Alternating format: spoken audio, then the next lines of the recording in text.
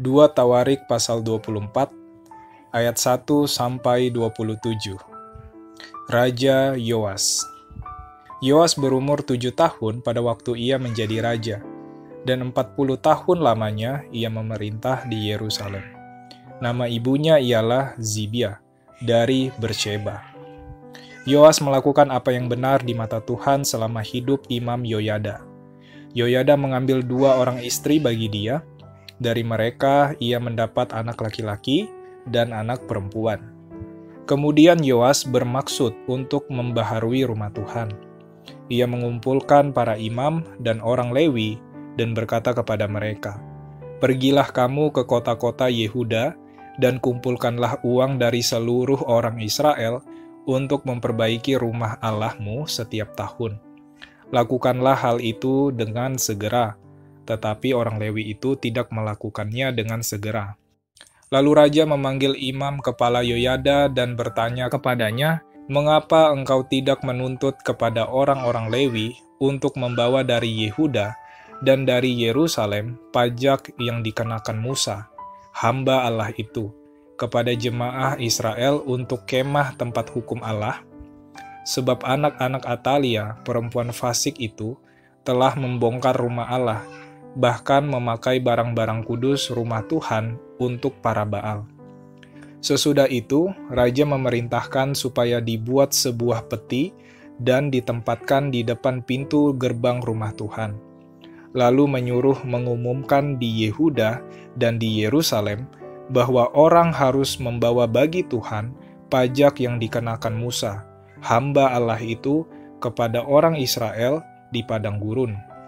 Maka bersukacitalah semua pemimpin dan seluruh rakyat. Mereka datang membawa pajaknya dan memasukkannya ke dalam peti itu sampai penuh. Setiap kali peti itu dibawa masuk untuk diperiksa oleh orang-orang Lewi atas nama raja, dan apabila mereka melihat bahwa sudah banyak uang di dalamnya, maka datanglah panitra raja dan kuasa usaha imam kepala mengeluarkan isi peti itu. Kemudian mereka mengangkat peti itu, lalu menaruhnya pula di tempatnya. Demikianlah mereka lakukan setiap kali, dan banyaklah uang yang dikumpulkan.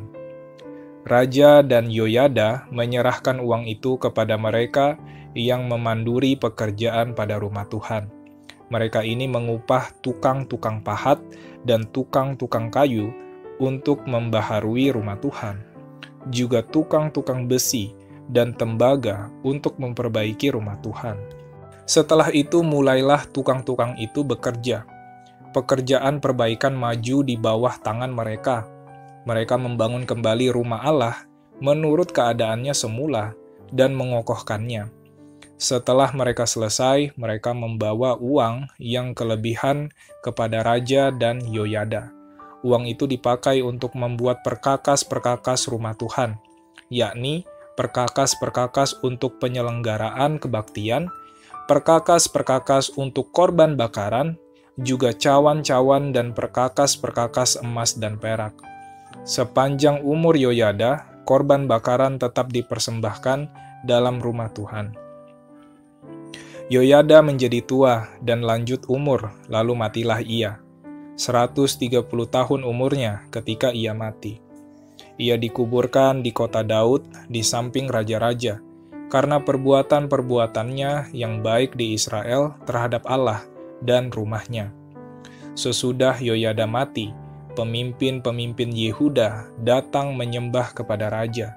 Sejak itu raja mendengarkan mereka.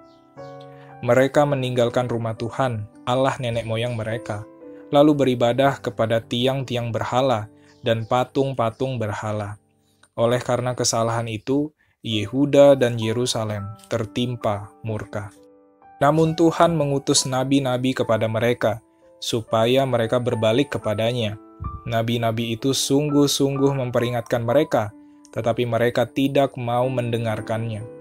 Lalu roh Allah menguasai Zakaria, anak Imam Yoyada. Ia tampil di depan rakyat dan berkata kepada mereka, "Beginilah firman Allah, mengapa kamu melanggar perintah-perintah Tuhan, sehingga kamu tidak beruntung?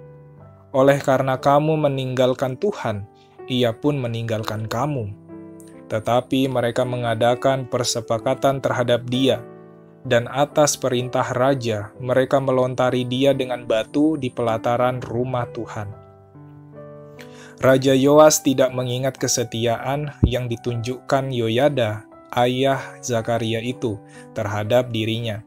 Ia membunuh anak Yoyada itu, yang pada saat kematiannya berseru, "Semoga Tuhan melihatnya dan menuntut balas." Pada pergantian tahun, tentara Aram maju menyerang Yoas dan masuk ke Yehuda dan Yerusalem.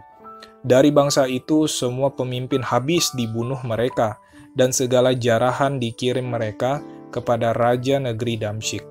Walaupun tentara Aram itu datang dengan sedikit orang, namun Tuhan menyerahkan tentara yang sangat besar kepada mereka, karena orang Yehuda telah meninggalkan Tuhan, Allah nenek moyang mereka. Demikianlah orang Aram melakukan penghukuman kepada Yoas. Ketika mereka pergi daripadanya, mereka meninggalkannya dengan luka-luka berat. Pegawai-pegawainya mengadakan persepakatan terhadap dia, karena darah anak Imam Yoyada itu, lalu membunuhnya di atas tempat tidurnya. Ia mati dan dikuburkan di kota Daud, tetapi tidak di pekuburan raja-raja. Mereka yang mengadakan persepakatan terhadap dia ialah Zabat, anak Simeat, perempuan Amon, dan Yozabat, anak Simrit, perempuan Moab. Tentang anak-anaknya dan ucapan-ucapan ilahi yang banyak terhadap dia, serta tentang perbaikan rumah Allah, semua itu tertulis dalam tafsiran kitab Raja-Raja. Maka Amazia, anaknya, menjadi raja menggantikan dia.